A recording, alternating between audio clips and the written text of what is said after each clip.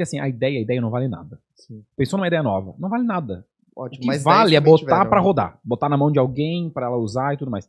Quando você botar na mão de alguém, aí você vai descobrir se aquilo que tu tava pensando é verdade. Porque quando tu tem uma ideia, é tudo na tua cabeça, né? Tu imagina o cenário lá, tu tenta ser o mais realista possível, mas tu não consegue enxergar tudo. Então quando tu bota na mão de alguém, tu entende, opa, tem tal ponto que eu tenho que me atentar, tal ponto que eu tenho que me atentar, beleza.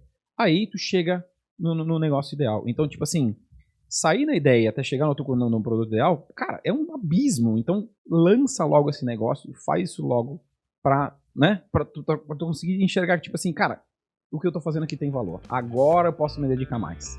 É isso aí, pessoal. Estamos começando mais um Jogando para a Plateia. Jimmy, mais um episódio. Depois de 15 dias sem gravar, Ferrari. Pois é, eu tava de férias, tá né? com ares europeus, né? Pois Tu tá muito fish and chips hoje. É? Fish and chips? Exato.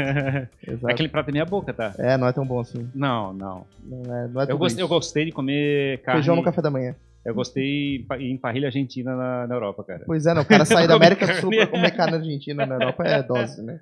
Mas é isso aí, vamos retomar o ritmo, né? O legal é que a gente não deixou, a galera que nos acompanha é órfão de conteúdos, né? A gente tinha uma pá de conteúdo cumpriu guardado, toda a né? agenda, exato, e agora eles não vão nem perceber que a gente não gravou. Jimmy, quem é o convidado especial de hoje? Hoje nós estamos recebendo aqui Mike Alan, ele é cofundador da Atar B2B, uma fintech que entrega uma série de soluções financeiras aí para o mercado. E vai contar um pouquinho da história dele aqui pra gente, da trajetória empreendedora, pra gente se conectar. Mike, seja muito bem-vindo. Muito obrigado pelo convite, pessoal. Prazer enorme estar aqui. Que bom que deu certo. Estou animado aí participar do podcast de vocês. Show de bola. Tá de onde? Eu sou de Timbó, Santa Catarina. Para quem não conhece, é uma empresa, é uma cidade do interior, próxima a Blumenau, 40 mil habitantes. É Vale do Itajaí? Vale do Itajaí. Vale do Itajaí. E tu nasceu em Timbó e viveu lá até que idade? Sou natural de Timbó, nasci lá, vivo lá, moro lá até hoje. Toda a minha família é de lá. Agora, com certeza, assim, quando a gente começou a trabalhar, você é obrigado a sair de lá, porque lá as oportunidades são mais limitadas, mas é uma cidade muito legal, assim, a qualidade de vida é muito boa. Só que para a parte de negócio, é inevitável que você tenha que Para quem vive em Timbó, qual que é a referência? Assim, é Blumenau, a cidade... Blumenau, é a mais próxima. É a mais próxima. É engraçado, né, cara? Porque Santa Catarina é um país muito próspero, assim. É um país diferente, é um estado diferente. Sim. É quase um país, né? Mas é um estado muito diferente do restante dos estados do país. E principalmente as cidades no interior, assim, tem muita qualidade de vida absurda, assim. Eu imagino que a internet fez com que muitas pessoas não precisassem sair necessariamente com mais pressa do que como era antigamente, né? Sim. Tu sentiu isso? Assim? Eu acho que sim. E Timbó é uma cidade que é muito o que você falou, né? Tem muita cidade do interior aqui de Santa Catarina que a qualidade de vida é excelente, então muita gente vem pra lá querendo morar com a família, mas pessoas que estão querendo crescer um pouco mais, galgar algo mais na carreira, acabam fazendo o caminho contrário, né? E é engraçado porque eu falo com a minha namorada, que ela é daqui de Floripa, que por mais que seja 2h30 de distância, muitas vezes coisas que você conhece, o pessoal de Timbó conhece, o pessoal daqui de Floripa não conhece nem um pouco, assim, algumas palavras, algumas músicas, por exemplo, assim, as músicas que meus amigos ouvem, muitas vezes são muito diferentes das músicas que o pessoal escuta aqui. Então, às vezes eu falo sobre determinada, sei lá, referência e tá o pessoal que não sabe, exato. É outro país. E vice-versa. Então, por mais que seja 2h30 de distância, tem muita peculiaridade mesmo. Mas viesse pra cá pra estudar, né? Não, eu vim pra cá. Na verdade, assim, eu não moro aqui, né? A minha namorada é daqui, então eu acabo vindo muito pra cá. Mas sou de lá, resido lá ainda. E a gente veio muito pra cá porque como a nossa empresa é de tecnologia, é uma startup, Floripa é um polo nacional, né, de startup, então a gente sempre veio muito para cá, teve muita relação com o pessoal daqui, participou de programas de aceleração que foram aqui, então inevitavelmente a gente sempre esteve muito aqui. Tá, mas aí estudasse no Blumenau então? Que tipo, então, né, eu vou te dar um resumo de como é que foi essa trajetória. Lá em Timbó já é uma cidade no interior. A minha família ela veio do interior de Timbó, lá da casa do caramba lá, né? Lá no meio do mato mesmo. E aí, os meus avós eles trabalham na roça, aí vieram para a cidade. Eu sou de uma família muito simples, meus pais começaram a trabalhar tipo com 12, 13 anos. Eu também comecei a trabalhar cedo, então já sabia que nada viria de graça de casa, né? Sim. E aí, eu até brinco assim que... Já tinha esse mindset de, cara, tem que... Tem que se coçar, né? Exato. Tem que se virar. E eu acho engraçado que se eu penso no Mike de 14 anos, olhando pra eu de agora, assim, ó, eu jamais imaginaria que eu trabalharia com tecnologia, que eu trabalharia com o mercado financeiro. Tipo assim, não passava pela minha cabeça. Eu não era o cara que gostava de tech. Eu não gostava, naquela época, as pessoas começaram a ter celular. Tipo, eu não queria ter celular. Sabe? As pessoas começaram a ter rede social, eu não queria ter rede social. Eu sempre fui o cara, tipo, não quero nada tech. Eu não era o cara que tirava a melhor nota na escola. Eu era, tipo, um cara mediano, assim. E eu era o cara do esporte. Então, eu era o cara que praticava esporte, gostava de futebol. Acho que como 90% do Brasil tinha o sonho de ser jogador de futebol. Depois eu pratiquei vôlei. Já pratiquei de tudo. Corri maratona, joguei tênis. Até futebol americano já joguei, porque lá em Timbó tem um time de futebol americano, que é um dos melhores do país, inclusive. Nossa, por curiosidade. Mas assim, não me imaginava trabalhando com isso. Aí me formei em comércio exterior. Comecei no comércio exterior sem critério nenhum. Tipo assim, eu falava inglês, meu pai é professor de inglês, por isso que é Mike, né? Ah, por isso que teu nome é Mike. Dali que vem. E aí comecei comércio exterior sem critério, acabei trabalhando numa importadora. E estudasse aonde, então? Em Indaial, que é uma cidade vizinha de Timbó. E aí quando eu comecei a trabalhar na área, eu pensei assim, cara, quando tu estuda comércio exterior, é uma coisa muito abstrata. Parece uma história que estão te contando. Ah, vem um container, daí ele é lá no porto, tem tal documento, mas tu não vê aquilo acontecendo. Então é tão abstrato que parece uma história que te contam. Não sei se isso existe de verdade. E lá perto não tem nem porto, assim. Então, exato. Tipo, então fica mais distante ainda. E aí eu comecei a trabalhar numa importadora e foi muito legal porque é ali que eu conheci comércio exterior. Uma importadora lá na cidade também? De Blumenau. Ah, de Blumenau. É o que eu digo, se você quer procurar oportunidade profissional, inevitavelmente você faz o caminho inverso. Então, a tua vida viajando é sempre, né? Sempre. Sempre na estrada. Exato. E lá em Blumenau foi legal porque era uma importadora que tinha na época 2 pessoas, eu fui o terceiro funcionário. E aí, meio que assim, eu fui obrigado a aprender comércio exterior. E é ali que eu aprendi de fato. E acabei gostando. Então eu descobri que eu gostava disso, cara, metendo a mão na massa, fazendo, trabalhando, né? E até quando eu falo com alguém, esses dias, um cara me veio conversar comigo, ele pediu assim, 23 anos. Pô, tem uma sugestão de carreira, não sei o que. Aí eu falei, hoje, você já trabalha? Eu falei, não. Falei, vai trabalhar. A melhor sugestão Se que joga eu te dou, no fogo, né? porque tu vai descobrir. É muito difícil conhecer o que tu gosta, muitas vezes saber o que tu não gosta, porque eu, quando saí do meu terceirão, eu não tinha ideia do que eu queria. Quando eu saí da faculdade, eu também não tinha muita ideia. É uma decisão difícil pra já tomar definitiva com a cidade. Muito difícil. Então, cara, eu acho que é tentativa e erro. É começando alguma coisa, descobrindo que você é bom, que você não é. Mas é uma decisão difícil, realmente, tu, novo, já tomar uma decisão de carreira, vou fazer tal vestibular. Tu falou que não se enxergava tech, assim, Não. Tu tinha uma imagem do que o Mike ia crescer? Tu falou jogador de futebol, mas... Assim, ó, cara, eu não tinha nenhuma ideia, sinceramente, tá? Eu fui deixando as coisas acontecerem, né? Quando eu trabalhei na importadora, uma coisa que foi muito legal é que lá, o meu chefe era um cara novo e ele era uma pessoa que dava oportunidade para você fazer as coisas e errar. Então, quando a gente teve uma época, a gente fez uma importação de um container de matéria-prima, porque a gente prestava serviço. Então, eu vou dar um exemplo. Você quer importar um container de microfone. Ah, o Ferrari é um bom cliente aí pra isso. Vai querer. Então, a gente ia encontrar um fornecedor para ti, desenvolver ele, fazer a importação, contratar o frete, trazer para o Brasil, fazer todo o desembaraço aduaneiro aqui no porto. Que é bem tranquilo, né? Tipo, é uma receita, uma sopa de letrinha enorme. A Receita adora fazer avaliações estranhas para as coisas que chegam aqui no Brasil. Exato. E aí a gente entregar ele prontinho lá na tua empresa, por exemplo. Então a gente fazia todo esse trâmite. E aí, teve um dia que a gente importou metade de um container para um cliente e ele não conseguiu pagar. Qual que era o produto?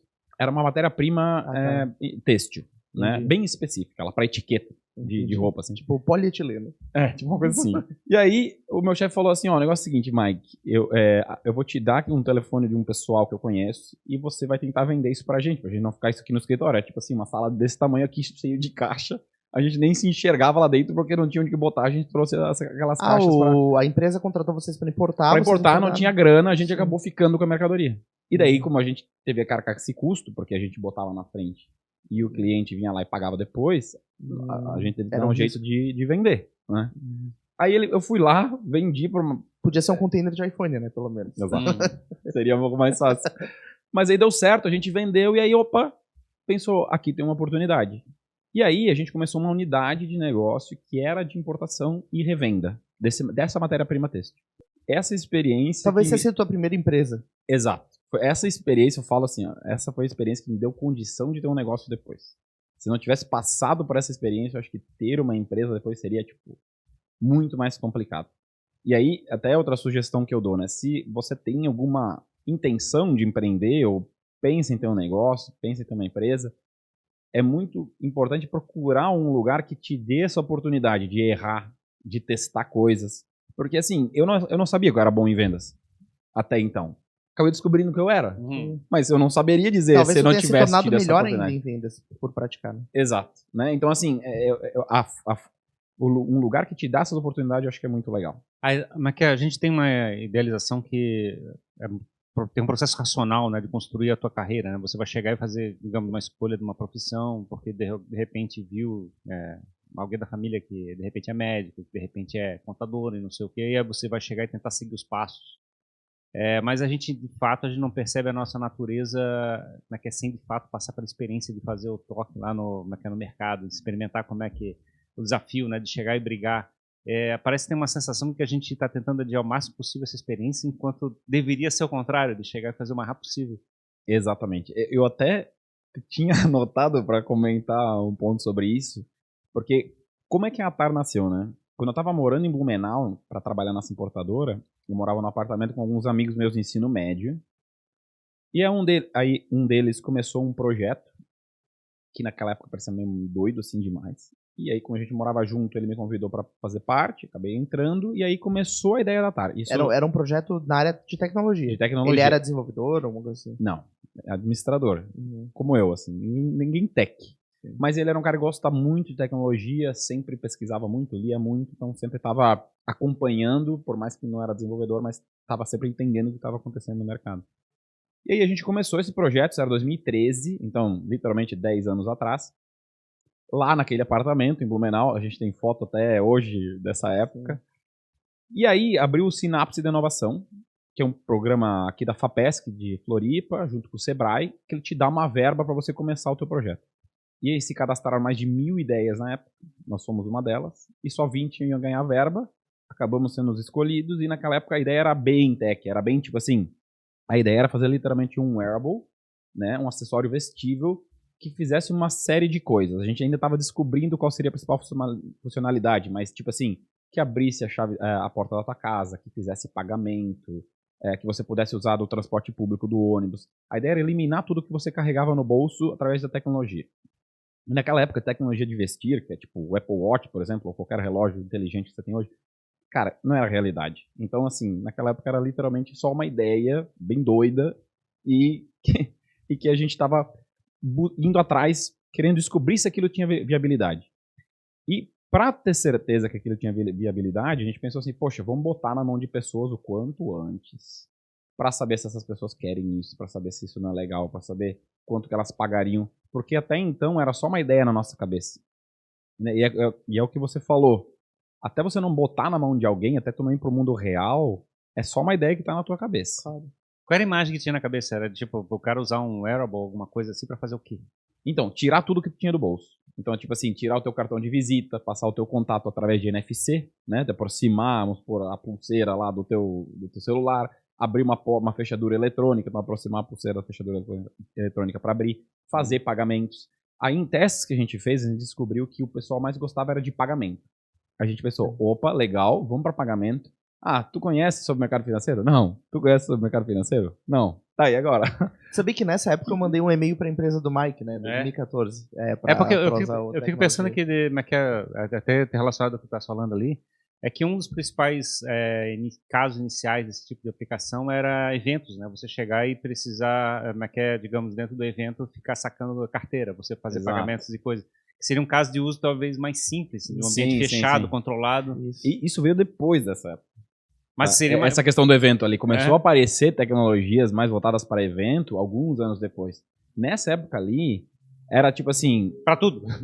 Era bem você chegar numa ilha e tá tudo mato alto, assim, você tinha que cortar com um facão, abrir o caminho para tudo. Né? Então, naquela época, o que a gente fez?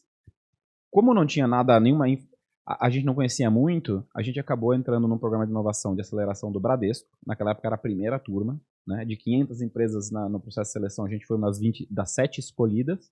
E daí a gente usou o crachá do InovaBrá para conhecer o mercado inteiro. Então foi desde a empresa que fabricava o cartão, até a empresa que lia a maquininha, até a bandeira do cartão, até o cara que emitia o cartão.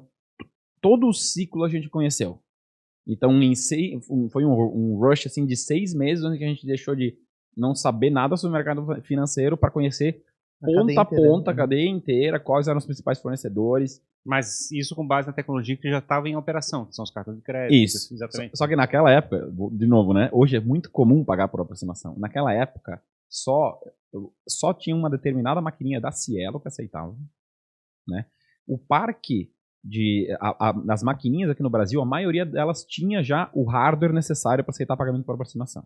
Só que elas não estavam com o software atualizado. Então o Brasil era um dos países no mundo que mais tinha parque de maquininhas de cartão disponíveis para receber pagamento, só que elas não estavam atualizadas. Então a gente chegou meio que antes da hora.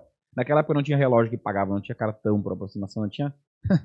Eu me lembro, acho que foi o Nubank que saiu com um negócio desse, de ter o cartão de aproximação, que a gente foi todo mundo correndo desesperado para ver se testar Era o Nubank ou não? Ele foi um dos que eu acho que ajudou muito nessa... Com a bordinha vermelha, assim, né? Com a popularização, né? Com a popularização, exato.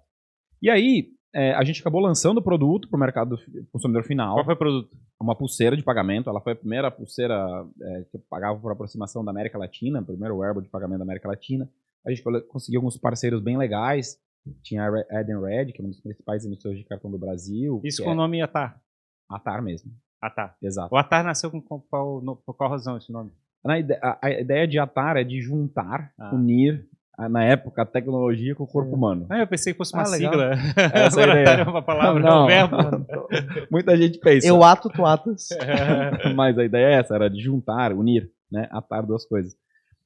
E aí a gente acabou lançando para o mercado do consumidor final, B2C, né, que é vender direto para o consumidor pessoa física. Foi bem legal, a gente conseguiu parceiros bacanas, conseguiu a Mastercard como parceiro. Vendeu naquela época para todos os estados do país, a gente saiu em muito portal de notícia naquela época, porque era uma coisa muito nova, né, não tinha aquilo no Brasil, era algo novo até global. Tá. Era pagamento, de certa forma. Pagar por aproximação. Então você tinha um aplicativo onde você fazia o depósito e carregava a pulseira e daí você usava ela aproximando da maquininha. A maquininha já estava preparada para isso. Aí que tá, né? Em alguns... Conforme o tempo passava, mais maquininhas eram habilitadas. Eu imagino, né? Tu era um ET chegando na loja de conveniência do posto, assim, vou pagar com a minha pulseira. Total, não. As pessoas, tipo assim, o dono da maquininha achava que tu tava roubando ele, assim. Ele queria esperar sair o comprovante, olhava pra ver se aquilo era de verdade, te olhava. O cara hackeou assim, minha maquininha. Era muito... Tu teve experiências engraçadas, assim? Porque tu, imagino, obviamente, tu usava direto, né? Assim, uma experiência legal que a gente fez era, tipo assim, quando a gente fez o teste no Bradesco, com funcionários do Bradesco, o Bradesco lá em São Paulo é tipo um bairro todo murado, assim. A sede principal do Bradesco é um bairro, é literalmente uma quadra. É em Osasco, né? Osasco, onde trabalham 10 mil pessoas. E ela é toda murada, assim. E o pessoal, quando vai almoçar, eles saem e geralmente almoçam no primeiro restaurante que do outro lado da rua, assim, né? E aí o que eu fiz um dia foi, tipo assim, pra já ensinar os lojistas do pagamento por aproximação, porque era uma coisa muito nova, eu dei a volta em toda a sede do Bradesco, comprando uma água. Eu ia lá, comprava uma água, pagava por aproximação e explicava, isso aqui é um teste que a gente está fazendo com o pessoal do Bradesco, vai ter mais gente que vai vir pagar dessa forma. E daí o cara me olhava aquela notinha, ficava extremamente desconfiado. Eu, imagino, um moleque naquela época de 23 anos, com um protótipo que não era tão agradável assim, era ainda meio tudo feito no facão, dizendo pra ele que ia vir mais gente do Bradesco pagar. Beleza. Aí eu fui, quando eu cheguei no final de dar a volta, eu já tava com uma sacola de água gigante de água, assim, ó. E eu chegava, apoiava fora do lojista, ia lá e comprava. Como uma forma de educar. Daí um dia eu tava lá dentro com o pessoal do Bradesco conversando, assim, e aí eles falaram, fui lá pagar num lugar, eles falaram que tinha um cara lá, um sacoleiro cheio de água, que passou aqui pagando, comprando água. Pensei assim, bom, pelo menos esse cara já pagou com menos atrito, porque eu fui lá e fiz isso antes. Então o a gente fazia... tecnológico. Exato. Naquela época era muito perrengue. Eu tô contando a história de produto, mas a gente tinha muito pouco recurso, né? Então até Falei um dia pro Jimmy a história onde que quando a gente ia para São Paulo, a gente ia de carro, chegava num posto lá, um posto que tinha lá perto do Bradesco, tomava banho na pia do banheiro, assim, era literalmente, o cara entrava lá de bermuda e uma mochila, saía de lá de terno e gravata, cabelo arrumado, assim, sério, a vida por trás das cenas, né, claro. era muito simples. Pra fazer acontecer, né? A tecnologia da tag era a mesma que a gente tem hoje nos cartões ou era uma outra? É a mesma que você tem no cartão de aproximação hoje. A principal dificuldade naquela época era conseguir transformar isso numa tag menorzinha que você conseguisse inserir na pulseira. Essa foi a principal dificuldade, mas a gente conseguiu. E como é que é a segurança dessa tecnologia como é que é? A gente, digamos, o cartão de crédito, no passado a gente tinha aquele medo desgraçado, o cara vai clonar meu cartão do como é que é da barra magnética, né? Chegava, sim. Tipo, passei a barra magnética, se ele passar numa outra maquininha que faz clonagem, ele podia chegar e fazer um outro cartão copiando o dado. Não, isso cara, é muito difícil isso acontecer. Hoje em dia já existe muita tecnologia de segurança que previne contra esse tipo de coisa. A gente nunca teve nenhum problema nem próximo disso, por exemplo, né? Mas assim, essa fase B2C e de hardware foi um período relativamente curto na nossa história. Foi a forma de iniciar, mas o que começou a acontecer é que a gente começou a perceber que aquele nosso aplicativo, que era usado para carregar pulseira e tudo mais, tinha coisa básica lá, mas que os clientes gostavam muito. Por exemplo, assim, na época a gente tinha notificação de compra. Cara, naquela época, você tinha que pagar uma mensalidade pro teu banco para você receber SMS para te dizer as compras que você recebia. Então, assim, eu tô falando de um momento onde que o Nubank ainda estava recém-nascendo, o PicPay não era nem conta digital ainda, ele era aquele negócio de pagar com o teu cartão de crédito. Então, assim, o mundo era outra coisa, não é o que você tem ali agora, né? A cada vez que você abre o aplicativo é uma nova conta digital te oferecendo um cartão. Não era assim. Então, a gente lançou a nossa própria conta digital, então a gente tinha o nosso Nubank próprio, entre aspas, né? A gente era a conta TarPay. Então o cara conseguia lá baixar o aplicativo, ter acesso à conta, fazer o TED, emitir boleto, tinha a opção de cartão, a gente lançou um cartão também. E aí... Vocês foram bem precursores nessa parte de fabricar a chamada conta digital, que a gente tem hoje em todos os sites de mercado pago e coisa parecida. Exatamente. O que era isso? A gente tinha aquela noção de chegar e tu tinha uma conta no Itaú, no Banco Brasil, coisa parecida, para poder pagar as contas, só que tem que pagar DARF, tem não sei o quê. Aí começaram a aparecer os bancos digitais, que estão aparecendo alguma coisa, e começaram a aparecer esses aplicativos, vamos dizer assim, que tinham contas digitais que poderia fazer transferências e coisas, mas era limitado, assim, né? Assim, só para alguns tipos de uso. Exato. Era o Internet Banking. Na época era limitado. Era limitado entre aspas, né? Ele te trazia liberdades que o teu banco não trazia, então era tudo pelo celular. Naquela época, o aplicativo do banco não era preparado, então era horrível, era tipo, ir na agência pra tudo. O Banco Brasil ainda é assim, né? Não vou me abster aqui de comentário. Mas enfim, naquela época era outro mundo e assim, as pessoas, o que atraía muito era de fato a questão de ser digital, ter tudo no celular. E aí o que aconteceu era que muita empresa começou a nos abordar. Queria de alguma forma aproveitar essa tecnologia para o mercado B2B, né? Para essa própria empresa. Então, em 2019, foi o primeiro projeto que a gente fez B2B, vendendo para uma outra empresa, foi quando teve a Copa América no Brasil. Eles queriam oferecer uma solução white label, ou seja, né, pegar uma coisa que tinha pronta já, um aplicativo de conta digital pronto, só que com a marca deles, com uma experiência que tivesse da Mastercard, para divulgar o pagamento por aproximação. Eles queriam divulgar o pagamento por aproximação na Copa América. Aí a gente fez uma concorrência lá com as outras empresas, nós fomos escolhidos e a gente então desenvolveu o aplicativo que foi lançado na Copa América 2019, onde que 10 mil pessoas que foram assistir os Jogos do Brasil receberam um cartão e eles eram incentivados ali pelo aplicativo a ativar o cartão, a usar por aproximação e conhecer um pouco mais da experiência. Foi no momento onde que o pagamento por aproximação já estava começando a se tornar uma realidade no Brasil. E aí a gente fez essa experiência no B2B, deu super certo e começou a olhar com mais carinho para esse mercado, né? E essa, eu digo assim, que essa foi a melhor decisão que a gente tomou a experiência, na nossa história. Que era o objetivo da experiência que eles estavam querendo fazer? Era tipo fabricar um ambiente onde não circulasse dinheiro físico? Era esse o objetivo? Então, a ideia era, mas esse cartão ele também tinha chip, então a pessoa também conseguiria inserir o cartão se quisesse. Só que o objetivo era incentivar, gerar a vontade, o nosso trabalho da Atar era gerar essa vontade de pagar por aproximação. Quer dizer, de forma que tu evitasse usar dinheiro físico. dinheiro físico ou o cartão inserindo na maquininha, que era o padrão, né? Sim, porque já estava começando a caminhar. Exato. Né? Então a ideia era fazer ele não inserir, mas sim, de fato, aproximar. Porque a gente está agora, depois desse período todo, né, estamos falando de 4 anos, uma experiência que a gente já consegue viajar, passar um ano sem ter dinheiro na carteira, né? Próximo inacreditável. Eu não ando com dinheiro na carteira. Eu abandonei a carteira há pouco tempo, né? Porque todos os meus amigos me criticavam, tu fica usando carteira, até o Ferrari falava, por que tu ainda usa carteira? E aí eu só uso celular hoje em dia, né? Sim. A minha avó até pega no meu pé, meu Deus do céu, como é que tu não anda com a carteira? Como é que tu não anda com dinheiro? Porque também eu acho que teve o outro lado, que a desculpa da carteira ainda eram os documentos, a identificação. Exato. Depois que a habilitação passou a ser digital e tudo tá digital... E você vê, não faz nem tanto tempo assim, né? Pois Exato, Então, é inacreditável que tá falando. Daí não tem mais motivo pra te usar a carteira, literalmente. Exatamente. E tu ainda pode botar uma nota de 50 pila na capinha do celular. Então... Exato, pra garantir, né? Garantir. Enfim, e aí a gente foi pro B2B, foi uma decisão muito acertada. A partir daí a gente começou a crescer bastante. A gente tinha serviço, um produto white label. Essa experiência foi tempo limitado? Foi tempo limitado, foi só na Copa América, né? Foi metade de 2019. E aí, de repente, apareceram players que queriam ficar com uma conta contínua digital. Exato. E a gente começou a iniciar o que virou o mercado de Banking as a Service, o que é bem técnico. Então, resumindo, é assim, então, cada serviço do teu banco, a gente conseguiu oferecer ele via API, automatizado, né? Então, o TED...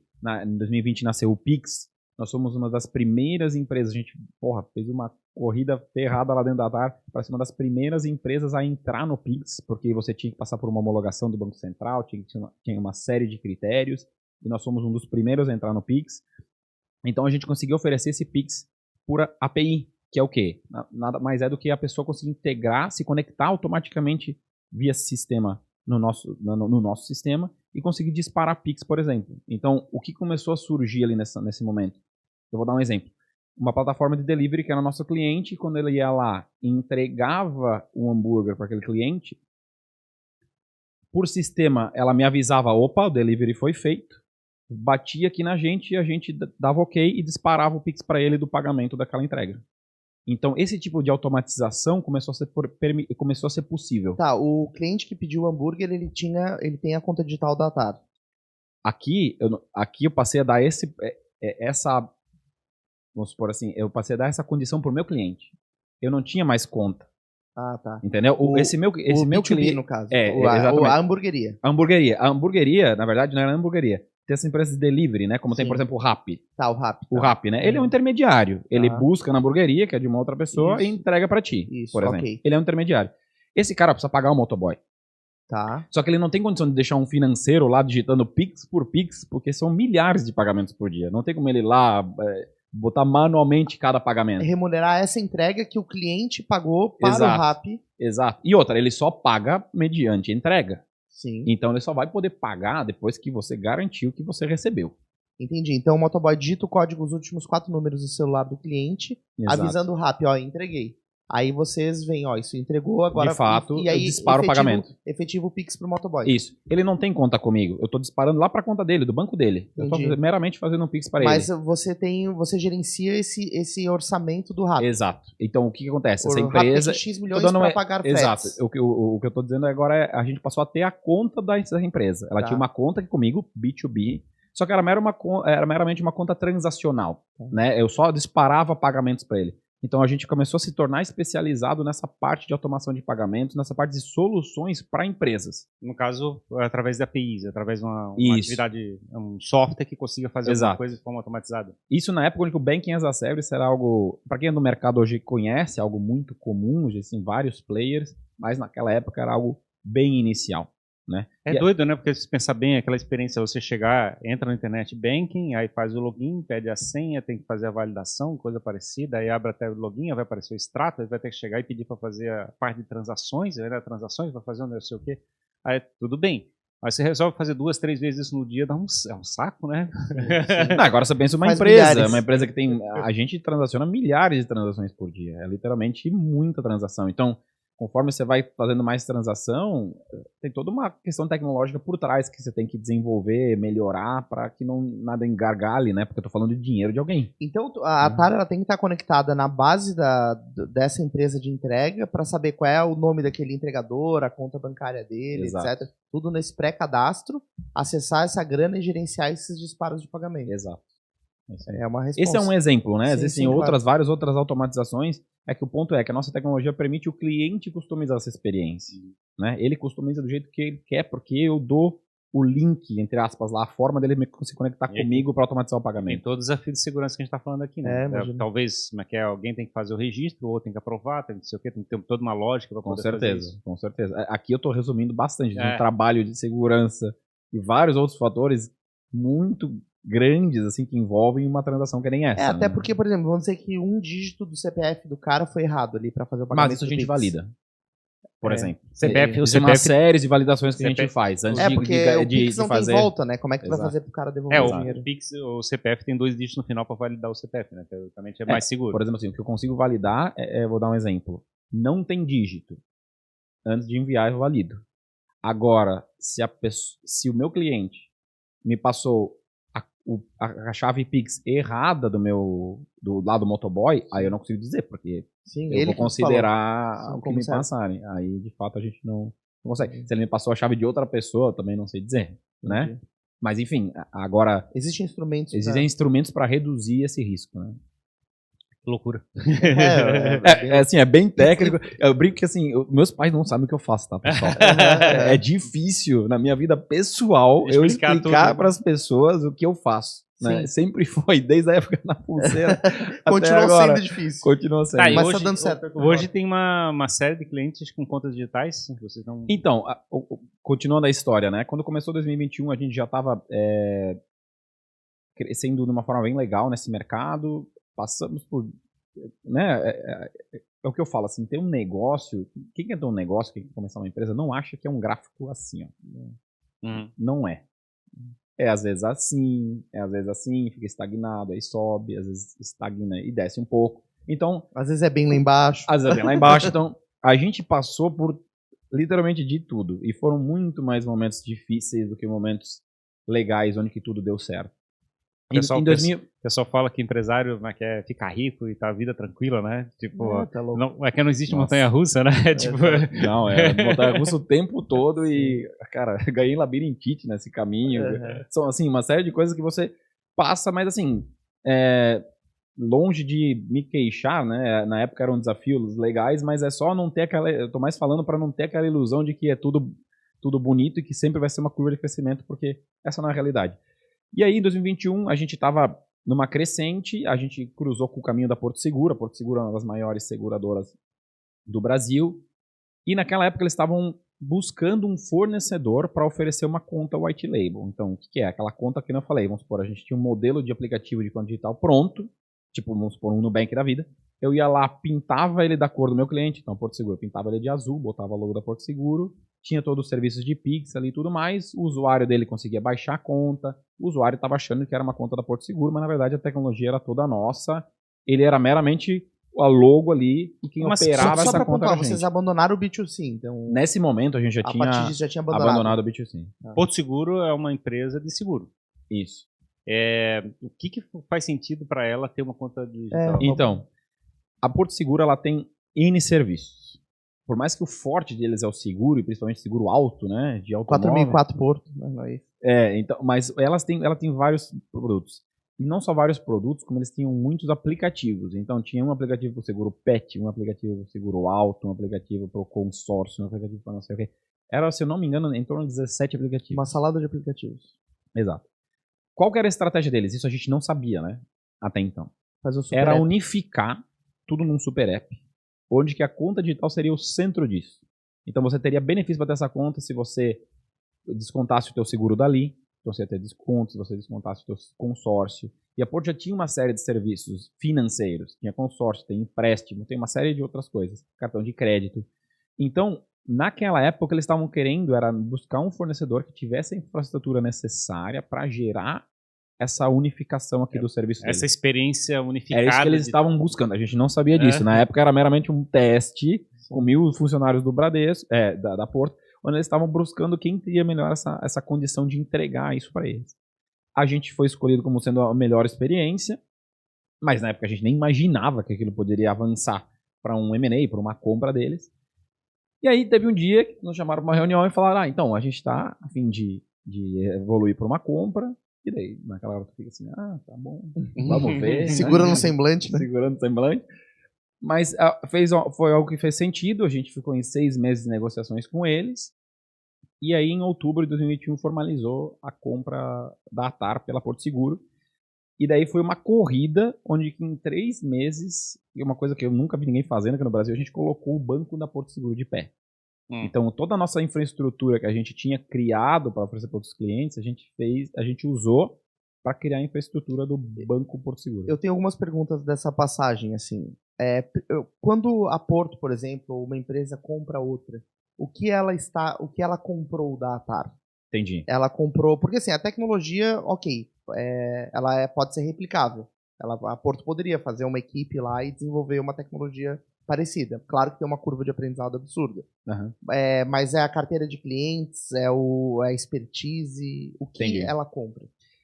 Varia de caso para caso, né? Então você tem caso onde que a empresa vai comprar uma outra para ganhar mercado, você vai ter caso em que ela vai comprar pelo time. No nosso caso, foi principalmente pela tecnologia e pelo time. Então, o tempo que eles levariam para lançar no mercado o Porto Seguro Bank, que era a conta digital deles, seria muito maior. Isso é 3 anos, não 3 meses. Se eles tivessem que começar sozinhos. Então, com a gente, permitiu que em 3 meses eles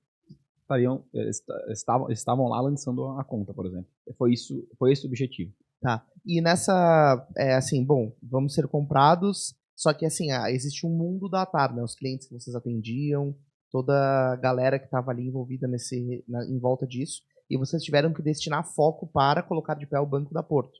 Como dar conta de todos esses clientes, ou encerrar esses outros contratos e dar energia para isso? Como é que é equilibrar esse prato? Legal. Então, na época, o racional foi o seguinte. A gente criou como se fossem 2 unidades, né, dentro da ATAR. Uma vertical, que era a que já existia, que atendia outros clientes e continuava atendendo. Ela continuava independente, então a ATAR poderia continuar buscando outros clientes, vendendo normal, dia a dia normal. A gente continuou independente como diretor, então assim, a gente podia contratar qual funcionário a gente queria. Existia só algumas questões de aprovação dependendo do orçamento, mas no geral o dia a dia continuou igual. Só que tinha uma outra área, uma outra vertical que atendia só Porto Seguro como um cliente mega, ultra, hiper, master importante. Então essa vertical só olhava para uma unidade de negócio para atender a Porto. A empresa não foi internada, de certa forma. Não foi internalizada. Ela continuou independente, só que tinha uma vertical lá dentro que só atendia eles. Foi assim que funcionou. E foi esse time daí que entregou o banco. Mas assim, aqui eu tô resumindo, tá? Claro. Pra ser bem sincero, o que aconteceu foi o seguinte, quando eles nos compraram, a gente em torno de 25, 30 pessoas. A gente foi em 90 pessoas em 3 meses. Nossa. Então foi tipo assim, construindo enquanto você chamava a gente. E onde então, é que vocês estavam? Vocês estavam isso em Timbó? Então, em 2020, depois da pandemia, a gente adotou o home office como algo padrão da empresa. Então hoje 90% do nosso time, 98% do nosso time é de fora de Timbó. Tem algumas pessoas de lá, a gente tem escritório lá, mas a grande maioria é de Brasil afora, especialistas da área, porque mercado financeiro é muito assim, né? Você tem que contratar o cara que é especialista, e o especialista não tá por aqui. Sim, geralmente, na maioria dos casos, está em São Paulo ou em outros lugares. Então, a gente acabou indo atrás das melhores pessoas. O pessoal fugir do custo de vida de Timbó. Timbó deve ter um custo de vida mais alto, não? Não. Mais baixo. Na realidade é engraçado porque muitas das pessoas tentam chegar e fazer o home office exatamente para ficar numa região onde o custo de vida é mais baixo, né? Exatamente. E a qualidade de vida também, né? Tipo, imagina. Qualidade de vida. Agora, pro empresário que começou a contratar pessoas, principalmente na área de tech, durante a pandemia, piorou. Sim, porque tava todo mundo, a concorrência liberou a porteira, né? Porque assim, antes a gente falava assim, o diferencial que a gente tem é que eu contrato programador o custo de Timbó, Blumenau. E não o custo de São Paulo, porque o custo de São Paulo é um custo mais alto. Só que depois da pandemia, o custo de São Paulo se tornou o novo custo do Brasil. Então, o cara que trabalha em Blumenau, o cara que trabalha lá no Amazonas, ou que trabalha lá no canto lá do Rio Grande do Sul, vai cobrar a mesma coisa. Né? Então, o custo para ter acesso a esse tipo de pessoa também aumentou. O desenvolvedor que fala inglês ainda estava vendendo serviço para fora ainda. Não era nem São Paulo mais. Exatamente. A gente perdeu programadores que foram contratados por empresas gringas, né? Empresas americanas, que pagam em dólar. Não tem como competir. Não tem como competir. Na tua estratégia, assim, né? Tem 2 unidades da ATAR nesse momento.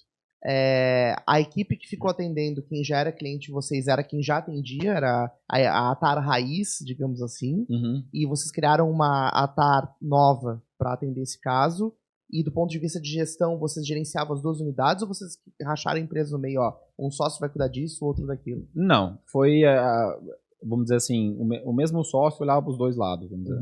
O time de gestão olhava para os dois lados. Tá. Né? Tinham equipes que não sabiam o que estava acontecendo no lado da Atar e não sabiam o que estava acontecendo do lado da Porto. Tá. Mas os gestores olhavam para os dois lados. E o objetivo da Porto, no fim disso, tu vai contar como é que tá esse processo hoje, mas seria essa unidade ser finalizada, virar só a Porto. Ou essa outra ser descontinuada. Por enquanto não é essa diretriz. Até hoje, né? Sim. Existe uma Atar independente. Existe uma Atar independente e isso por enquanto segue dessa forma. Entendi. Exato. Entendi. E a experiência de fazer esse relacionamento com uma empresa, ela está com 100% da empresa, certo? Imagino. Eles compraram 74,6% da empresa, são majoritários, existe uma cláusula de compra, de venda de 100% nossa lá no final de um período. Mas o ponto é que, você era empresário, tinha destino da vida determinado pela tua cabeça, vamos dizer assim. Aí de uma certa hora para outra, você virou funcionário, de certa forma. Sim. A diferença muda, né? Isso realmente muda. Eu acho que o que mais muda é que antes eu tô numa sala aqui com vocês, falando com o meu sócio, vamos fazer isso aqui? Vamos. Acabou. Tomou a decisão, vai embora. A diferença agora é que você tem mais burocracia para tomar uma decisão. Só que também tem o pró, né? Tudo tem pró e contra. Claro. Quando a gente chegava naquela época para procurar um parceiro, porque a gente sempre busca novos parceiros, né? Então, e geralmente são empresas grandes. Então, por exemplo, assim, a gente tem como parceiro Itaú e vários outros bancos, várias outras empresas gigantes desse mercado. Quando eu chegava antes para negociar com esses parceiros, eu ia lá presencialmente, o cara me marcava reunião comigo, ele mandava o estagiário dele, e o estagiário dele nem lembrava da reunião comigo, me deixava na mão, chegava lá e não falava com ninguém. E se conseguia falar... O estagiário se achava, conseguia falar com o estagiário, entendeu? Então, exercia o poder. Era assim que funcionava. Agora não. Agora eu chego lá, vem o setor quase inteiro me receber. Vem o estagiário, vem o chefe dele, vem até o diretor. Então, você se sente, sabe aquela mulher bonita do baile, né? Agora você sente aquela ali, porque todo mundo te trata bem, todo mundo te trata especial, todo mundo quer te levar para almoçar. Então, é diferente. Também tem esse lado. Então, a questão de parcerias e portas que abriu, foi com certeza muito diferente. Então, tudo tem mais facilidades e dificuldades, né? Os dois lados. E esse lado digamos, a Porto Seguro é uma empresa provavelmente com mais funcionários, maior presença em São Paulo, imagino. Exato. E ela não deve tentando puxar vocês, ficar mais próximo lá do ambiente? Não, isso não aconteceu. Eles foram bem quanto a isso. Porque eu acho que o que eles enxergaram foi assim, eles já operam bem da forma que eles estão operando. Não vou intervir nesse sentido. Se quiserem continuar home office, se quiserem continuar da forma que estão, não tem problema. A gente está bastante lá, né? Nós vamos muito para lá, assim, os fundadores, os sócios, a gente vai muito para lá, para alinhamento assim, de expectativa e alinhamento estratégico. Mas o nosso time teve que ir para lá, assim, só na época do lançamento. A gente fez uma força-tarefa, mas hoje em dia é super tranquilo. E a experiência do Super App, vamos dizer assim, a gente tem uma quantidade enorme de empresas tentando descobrir uma maneira de fazer essa experiência única, né, de transformar, digamos, em vez de você ter no celular uma tonelada de aplicativos, a ideia é que você fique com poucos aplicativos e esses aplicativos façam tudo, né? É uma coisa que estou querendo vender essa imagem, e isso é uma coisa que não está acontecendo tão fácil, né? Na China ficou muito forte aquele do WeChat, né? WeChat, né? Exato. Como é que a coisa está caminhando? Então, eu acho que está caminhando super bem ali essa estratégia da Porto, porque assim, antes era literalmente muito complicado para o usuário, você tinha muita opção. Então agora eu vejo que como experiência está muito melhor, né? Existem planejamentos que eu não posso abrir aqui, mas muita coisa legal vindo por aí. Pessoalmente, Mike, assim, o que significou para ti assim esse momento? Porque tu não sabia que ia chegar nesse momento de uma empresa enorme se interessar pela tua ideia e pelo esforço que tu fez e querer trazer isso para uma escala maior. E o que acontece com o empreendedor, assim, como é que fica a tua vida, digamos assim, a vida do Mike? tu vai continuar ligado a esse processo e dedicando centenas de horas para fazer isso rodar? Ou chega um momento que isso cria uma vida que tu não atua mais? Então, assim, tanto eu quanto meu sócio, a gente construiu tudo que a gente tem do zero, né? E a minha família sempre foi muito simples, então eu sempre tive uma vida muito simples. Antes da Porto nos comprar, a Atari ela tinha 8 anos já de estrada, o que é bastante tempo.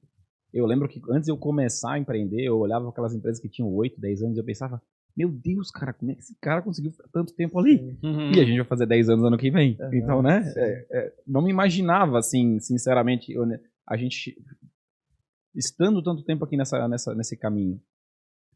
E aí, antes da venda, na maioria dos anos, a gente não tirou prolabore nenhum. Ou a gente tirava, tipo, sério, R$1.000, assim, de prolabore. Foi um caminho, assim, muito difícil, né? E eu não falo nem um pouco, assim, com arrependimento. A gente sabia que era o que precisava ser feito. Tava sendo duro durante aquele momento, difícil. Isso. Mas olhando para trás, valeu a pena. Exato. Assim, a gente realmente acreditava muito, né? Foram muitos momentos difíceis, foram momentos onde o cara pensa assim, poxa, dá vontade de largar. Como é que é isso, esse lado, né? Você chegar e dizer assim, não tirar dinheiro, e assim, eu tenho tanta fé que isso vai acontecer, que de alguma maneira vai acontecer. Não sei exatamente como. Como é que é esse lado, assim, você chegar, tipo... uma aposta no escuro, assim. Tipo assim, não no escuro. Cara, não é a última opção, porque afinal de contas você poderia procurar emprego em outro lugar ou coisa parecida, mas é tipo assim, eu acredito, tem como fazer. Poderia mandar teu currículo pra Porto, né? Se fosse o caso. Não, a gente recebeu propostas. Tipo assim, na época que, sei lá, eu ganhava. Eu lembro que na época a gente tava ganhando R$3.000 por mês. Era tipo triplo já, depois de alguns anos. Eu recebia propostas assim de emprego que iam te pagar, sei lá, 10 vezes mais, assim. Mas a gente nem pensava, né? E aqui eu tô falando de uma forma onde que a empresa estava crescendo. É que a gente sabia que precisava ganhar menos porque tinham coisas mais importantes para ser pagas, como funcionários que eram mais importantes ou fornecedores. Então, a gente sempre foi muito pé no chão. Hoje em dia, até olho para trás e penso assim, talvez a gente foi meio radical demais. Mas, assim, eu vou te falar, cara, não teve momentos que foram bem complicados, assim, pessoalmente, cara. Eu fico até pensando como a gente conseguiu passar por isso sem nenhum acompanhamento psicológico, porque, nossa, empreender é algo que massacra a tua cabeça. São muitos dias onde que você não tá bem. E até falo, assim, que uma das decisões mais importantes, como na tua vida, assim, eu acho que a decisão mais importante que você vai ter é da tua parceira, do teu parceiro, né? O teu sócio é uma decisão muito importante, porque a maioria dos momentos que você vai passar com essa pessoa, com esse sócio, são momentos ruins. São momentos onde que o clima vai estar tenso, onde que você não sabe se vai ter grana para pagar teu funcionário, onde que você não sabe se vai ter grana para fechar o mês. E, pô, nessa hora tu vai ter que estar falando como um outro ser humano e tentando conversar com ele para resolver esse problema. Não botando no dele, nem querendo botar no teu, nem jogando a responsa um pro outro. Então, essa decisão do sócio é extremamente importante, né? E eu acho que coisas que a gente acertou muito na escolha, acho que foram assim, ter boa convivência, eu acho que é um fator muito importante. Tu conseguir conviver bem com essa pessoa, ser agradável estar com essa pessoa durante vários momentos, durante vários dias, durante vários anos, é muito importante. Eu falo que é mais fácil separar da esposa que separar do sócio. Então, assim, essa escolha, e a convivência eu acho que é um ponto muito importante, e eu acho que outro ponto que eu considero essencial era assim, a gente fechou o pau várias vezes. Assim, ó, de fechar feio, assim, de sair na gritaria um com o outro. Muitas vezes a gente constrangeu o funcionário, porque a gente gritava um com o outro. Assim, isso é um problema. Várias vezes. Isso é comum pra caramba. Várias vezes. Só que saía assim, a porta fora. Só que assim, no outro dia, tu acordava e pensava assim, cara, quer saber? Essa pessoa, ele também quer ir pro mesmo lugar que eu quero. A gente quer ir pro mesmo lugar. A única diferença é que ele até quer seguir, talvez, por esse corta-caminho aqui e eu quero aquele outro. Então, assim, isso a gente acerta. O pior fosse se ele quisesse ir pra um lugar diferente. Aí é difícil. A gente já teve um sócio que acabou saindo da empresa por questão de desalinhamento. Então, ele queria uma coisa diferente. Eu acho que acabou sendo melhor para todo mundo. Mas, assim, o ponto é esse. Eu acho que se tu acorda querendo pro mesmo lugar, tu vê que essa pessoa tá querendo pro mesmo lugar, eu acho que é muito importante. Eu acho que o terceiro é, tipo assim, é muito legal, é muito bom, eu acho que é muito positivo a pessoa estar num momento de vida parecido com o teu. Então, nós estávamos num momento muito parecido. Os dois querendo conquistar a sua grana, querendo conquistar o seu espaço, querendo crescer na vida. Se tivesse uma diferença muito grande aqui, eu acho que seria um pouco mais difícil. né? Como estava todo mundo muito num momento parecido, a gente passou por todo esse momento junto. Sim. Então a gente veio do nada junto, a gente vendeu a empresa junto. Então eu acho que o que mudou muito, respondendo a tua pergunta, é que financeiramente muda bastante, né? Você tinha dificuldades gritantes antes que você não tem mais. Isso te dá mais tempo para trabalhar, para render, para cuidar mais da tua Mais saúde. paz mental, né? Mais paz mental. Tu consegue fazer até acompanhamento psicológico, era uma coisa que a gente não tinha antes. Então, esse com certeza é um ponto importante. Outra coisa que acontece, eu sempre falo, as pessoas passam a te respeitar mais. Então os teus amigos, aquelas pessoas que tu falava a mesma coisa, antes e depois de vender a empresa. Agora eles te escutam. Antes tu falava, é aquele cara lá que tá brincando de ter empresa lá de Timbó. Sim. Agora tu fala as coisas, as pessoas te dão valor. Qual a diferença de um visionário e de um louco, né? A teimosia, né? Entendeu? Então, assim, esse tipo de coisa muda. As pessoas começam a dar mais valor pro que você fala. É bizarro. Por exemplo. Isso, cara. Me conta a questão do sonho, cara. Eu acho, tipo assim, como é que é? A gente, obviamente, o sonho se altera, né? Tipo, falasse no começo ali daquela visão de fabricar uma coisa para poder pagar para aproximação, e depois o sonho foi mudando, foi vendo a questão da entrega do valor, da conta digital. Mas você tem que ter um sonho, tem que ter uma visão a respeito do futuro que está querendo fabricar. E tem que passar esse sonho para os funcionários também, né? Fazer o time ficar envolvido com o que você está construindo. Como é que é lidar com isso, assim? Porque, na realidade, eu acho que muito da energia de construir o mundo está relacionada a esse sonho compartilhado que é passado. A gente mudou bastante ao longo do caminho.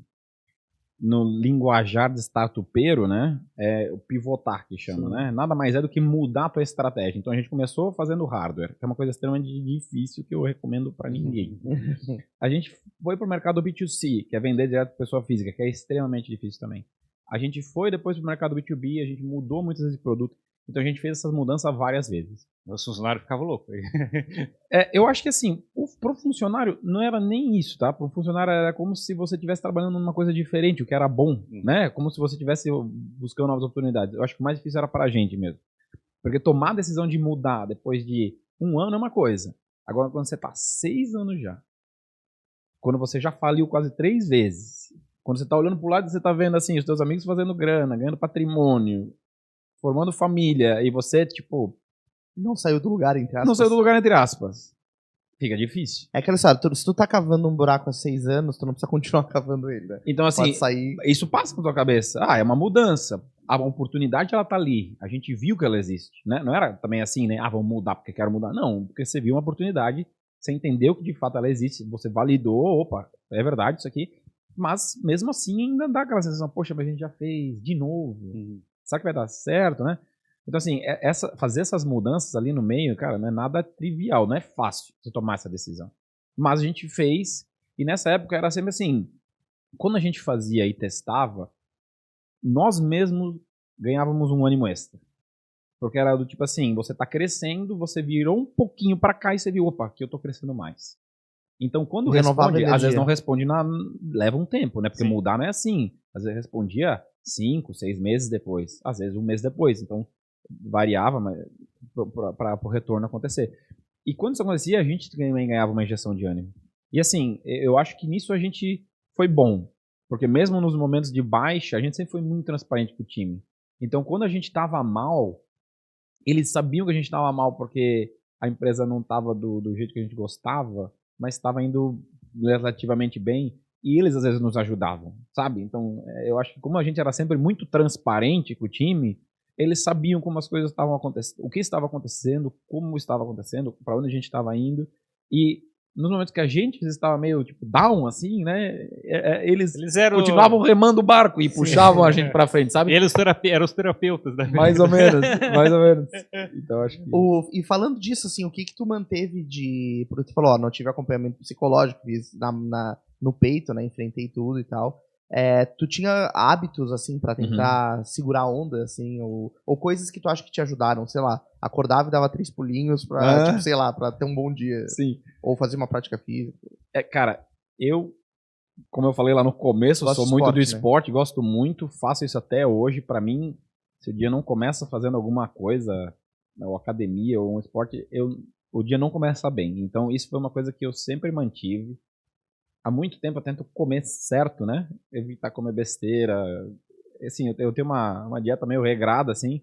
E isso é uma das coisas que eu procurei não largar durante esse período. Que eu acho que me ajudaram muito. Porque se você já não tá com a cabeça boa e o teu corpo não tá bem, Ladeira abaixo. vamos supor assim, é mais difícil, né? Então essa foi uma coisa que eu busquei sempre cuidar muito. Consegui levar meu sócio para esse caminho. No começo ele era o cara que quer correr, quer ir pra academia, não sei o que, vamos beber a cerveja. Agora o cara não bebe, vai todo dia pra academia, entendeu? Então eu consegui converter ele para isso. Então eu acho que essa parte de cuidar um pouco mais do teu bem-estar, ela sempre teve presente.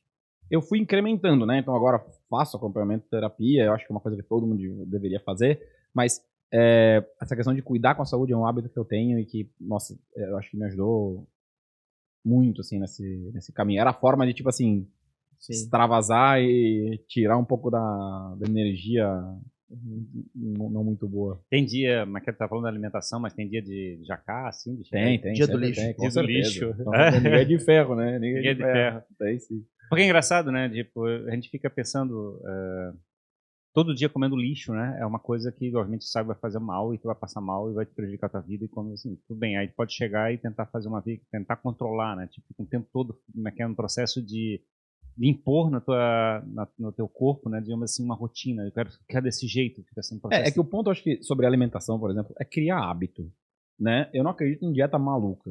Eu não acredito em, do nada você vai pegar no nutricionista e vai cortar tudo que você gosta. Não, isso é óbvio que você não vai conseguir manter. Então, assim, é baby steps, né? Um passo de cada vez. Então, reduz primeiro isso aqui, reduz primeiro aquilo lá. Vai aos pouquinhos, sabe? Eu acho que uma pegada mais nesse sentido vai com certeza trazer muito mais resultado. Porque o ponto não é nem, às vezes, por exemplo, pra ti, né? Não é nem você arrumar toda a tua dieta. É só a questão de, às vezes, se sentir um pouco melhor no dia a dia. Então, reduzir um pouco quando você come no jantar, reduzir um pouco da comida gorda, sei lá, durante meio-dia, para de tarde você tá um pouco melhor. Então, são pequenas mudanças, às vezes, que já te fazem se sentir melhor. O que importa, na verdade, é tu se sentir bem, na minha opinião, para tu ter mais rendimento. Exato. Isso que importa. Melhor, né? Não importa você ser o cara fitness. Eu acho que importa você se sentir bem no dia a dia para tu estar rendendo mais. Ponto, né? Comentasse rapidamente ali do teu sócio que não tá bebendo mais. Bebendo zero, ele tá bebendo? Zero. Zerou? Cortou tudo. Tu também não? Eu não. Eu não cheguei tão extremo ainda. Mas é engraçado, né? Porque, digamos, a gente fala, tipo, bebida é bom pra evento social, pra você chegar e interagir com as pessoas, ficar um pouquinho mais solto. Mas tem gente que chega e toma uísque todo dia, e toma no trabalho, toma no final do dia, coisa parecida. Pra ficar solto todo dia. Mas é estranho, porque ele já fica, na verdade, ele entra na rotina, não necessariamente pra fazer alguma coisa social, porque tu tá sozinho em casa, né? Tipo, é engraçado, né? Tipo, que a gente também fica no processo de tentar se premiar, né? Com coisas erradas e que não, de fato não ajuda de fato, né? Você chegar e fazer isso. Eu acho que assim, eu não sou o santo do pau oco, tá, galera? Eu bebo às vezes também, não sou o cara radical, mas assim, o ruim da bebida é que ela te leva a ladeira abaixo. Então vamos supor assim, você bebeu no sábado à noite, provavelmente no domingo você vai acordar e você vai pensar assim, quer saber? Por quê, né? Eu vou comer o que eu quiser hoje. Sim. Então você vai arrebentar no almoço, você vai arrebentar na janta, entendeu? Se você provavelmente não tivesse bebido no sábado à noite, você provavelmente ia ter um dia onde você ia talvez comer um pouco mais de boa no domingo. Então o problema da bebida é isso. E a mesma coisa, e aí pior se é num dia de trabalho, né? Onde você bebeu no dia anterior, no dia você vai estar um caco, vai beber a base de café, vai arrebentar com todo o teu sistema imunológico, entendeu? E aí ele leva a ladeira abaixo. Então, tipo assim, beber com o pessoal, tomar uma cerveja lá, comemorar lá uma entrega do time, fazer um happy hour com o time, poxa, super válido. Eu acho que esse tipo de coisa te abre muita porta, é bacana. Agora, levar isso para um nível onde vai te prejudicar no dia a dia, aí é mais complicado. E também o imediatismo, né? Eu acho que muitas vezes, eu digo por mim, né? Muitas vezes que eu tentei mudar algum hábito, por exemplo, alimentação ou coisa do tipo, eu sempre tive uma visão imediatista do resultado a curto prazo. E a gente tem que inverter o raciocínio, né? Isso foi importante para mim. Pensar a longo prazo. Então, eu tô me alimentando melhor, beleza. Eu saí da rota hoje por algum motivo. Amanhã eu vou retomar e vou voltar pro eixo que eu tava. Não deixar a coisa descambar, né? Se eu não me engano, eu acho que era a Hebe Camargo que falava, né? Não importa o que tu come entre o Natal e o Ano Novo, mas entre o Ano Novo e o Natal. E o Natal, isso aí. Então não adianta sair correndo no fim do ano pra buscar o balde, né? Quando durante o ano você jogou ali fora. E, cara, É o que você falou, Jimmy, são pequenas decisões. Não vai querer mudar tudo na tua rotina. É querer se sentir bem. Busca te fazer, reduzir um pouquinho aqui, um pouquinho ali, pra te sentir bem. Não se preocupa em virar o Arnold Schwarzenegger, né? Sim. Em 2, 3 meses. E não vai rolar. Não vai rolar. E tu se segurava em algumas referências, assim, do tipo, como se fossem faróis, assim, dizendo, ó, tô indo pro lado certo, tu tem hábito de ler, de... Mas que eu gostava do Napoleon Hill, por exemplo? Tu tinha Cara, algumas coisas que te autoconvenciam, assim, não, Sim. tá, eu tô fazendo o que eu deveria estar fazendo mesmo. Eu sou uma pessoa que lê um pouco de tudo, né? Eu tô lendo um livro de contabilidade agora. Pra vocês Caramba, terem uma ideia, né? balancete. Tá querendo Então- saber ler DRE, então- querendo ver o balanço. Então eu leio um pouco de tudo, mas assim, um livro que eu acho que mudou muito a forma como eu enxergo negócio ou até vida real é o livro do Ben Horowitz, O Lado Difícil das Coisas Difíceis, Sim. em português, né? Esse é um livro, porque eu sou uma pessoa que eu falo as coisas como elas são. Eu não romantizo nada. Eu gosto de falar como é. E tem gente que acha isso engraçado, mas dói, tem gente que não gosta. E lá é um livro que ele faz isso, né? Então eu acabo gostando de autores ou de pessoas que são assim. Então quando eu escuto um podcast, eu escuto assim, eu penso assim, poxa, imagina, uma pessoa que eu gosto de escutar no podcast, pra mim um podcast bom é quando eu escuto alguém que eu penso assim, meu, como eu gostaria de bater um papo com esse cara. Uhum. Porque ele é um cara que fala a verdade e ao mesmo tempo ele não se esconde atrás de uma... Não doura pílula. Não doura pílula, né? Fala a verdade, parece ser um cara gente boa, com um leve humor. Então, eu gosto de, geralmente, esse tipo de personalidade. Então, eu acho que esse é um livro muito bom. O Ben Horowitz, ele é um cara que tem um track history muito legal nesse mercado. Ele é um americano que trabalhou na Netscape, que é uma das empresas que foram percursoras da internet no mundo. Então, né? É uma pessoa que está há muitos anos aí. Era um farol logo, né? Eu acho que ele foi um dos principais, assim, porque eles também passaram por muito alto e baixo, numa proporção diferente da nossa, totalmente diferente da nossa. Mas era, eu acho que com certeza um ponto de muita referência. Trazendo mais pra... Aquela turma do PayPal também, né? PayPal Mafia. O Peter Thiel escreveu aquele livro do 0 para 1 que eu achei muito legal também. Gosto bastante também. O Elon Musk, a gente tem uma referência, né? Também do mesmo grupo. Essa turma do PayPal também eu achei muito doida, assim. O pessoal botou o Netscape, né? O Anderson e o Horowitz, né? Que é o Ben Horowitz e o Anderson. E que foi os dois caras que até fabricaram um fundo agora, que eles é famoso um fundo lá. Gigante, né? Gigante. Outro nível. Uhum. Enfim, uma pessoa trazendo mais pra próxima, assim, que é uma referência muito grande pra mim, é o meu avô. Ele é um cara que, poxa, veio do nada, né? Mesmo assim, sendo uma pessoa extremamente simples, ele foi um cara que sempre foi muito correto, nunca trapaceou na vida, eu digo, né? Eles eram, assim, ó, muito pobres, né? Na época que eles eram mais novos, antes de ter meu pai. E então a minha família veio de origem muito simples, mas ao mesmo tempo eram valores muito fortes, né? Então eu sempre escutava da minha avó, tipo assim, cara, nunca avacalha com ninguém. Não nessas palavras, né? Sim. Ajuda quem tu puder, trabalha o máximo possível, guarda sempre o teu dinheirinho. Então, assim, aquelas dicas da nona que a gente chama, né? Aquela São italiana. Os mas então, assim, eles são referência, meu avô e minha avó são referências muito fortes que eu levo, por mais que eu esteja num caminho de sair de Timbó, mas são coisas de Timbó que não vão sair de mim, sabe? Já ouviu falar da maqueta que eles chamam do jogo infinito, que eles falam, que tem um livro que fala assim, Simon Sinek. Isso, e fala muito dessa questão, né? Tipo, o que adianta você ficar e ter a vantagem de alguém sabendo que o jogo vai ser infinito? Tu vai chegar e ter relação com aquela pessoa ou pessoas próximas pro resto da vida do mesmo jeito, né? Tipo, eu não consigo entender, digamos, por que tu vai chegar e ficar sócio ou próximo, ou fazer com negócios, ou ter um parceiro, ou coisa parecida com um cara que tu já sabe que ele vai te aprontar contigo. Tem gente que, assim, ó, eu acho que todo mundo que tá ouvindo ali, assistindo, já deve ter passado pela experiência. Você chega pra conversar com uma pessoa e você percebe que aquela energia não é boa, sabe? Do tipo assim, falar uma hora que aquela pessoa te suga toda a tua alma, assim, tu sai de lá, meu Deus do céu, que vontade de deitar na cama e dormir um pouco. Então, eu até tava falando com meu irmão sobre isso ontem, eu tenho evitado esse tipo de gente, cara. Sabe? Eu procurado estar perto de pessoas que têm uma energia legal, que têm uma energia boa, que te trazem um papo bacana, que te trazem um papo pra frente. Porque não é tão fácil. Não. Né? No teu dia a dia, geralmente você tá cercado de gente que bota mais perigo em tudo, perigo até na sombra, cuida daquilo ali, cuida daquilo lá, cuida com não sei o quê. Beleza. Imagina passar 24 horas tendo que observar tem que ter uma traseira. Tem que ter uma dose, assim, de cuidado, de não faz isso aqui, não faz isso aqui lá, mas também não dá pra ser pra tudo, né? Então, esse pessimismo demasiado, cara, eu sou totalmente contra isso, assim, me dá ruim, assim, eu acordo mal, vou dormir mal se eu tenho contato com gente que tem dois eixos, né? Estás comentando a questão do lado da energia negativa, do caso do cara que está carregando uma cruz e está querendo passar aquela cruz para todo mundo, assim, de certa forma, né? Isso. E outros que estão, digamos, tirando vantagem, que seria talvez um outro enfoque, né? De chegar e se aproveitar da oportunidade, entender que aquela visão da ganância, né, da escassez, de ficar sofrendo e buscando as coisas. São dois lados, né? Tipo, às vezes um cara pode ter muita energia, esse picareta que está tirando vantagem de você, ele pode ter muita energia positiva e às vezes até um problema. Então, na realidade, acho que são dois eixos.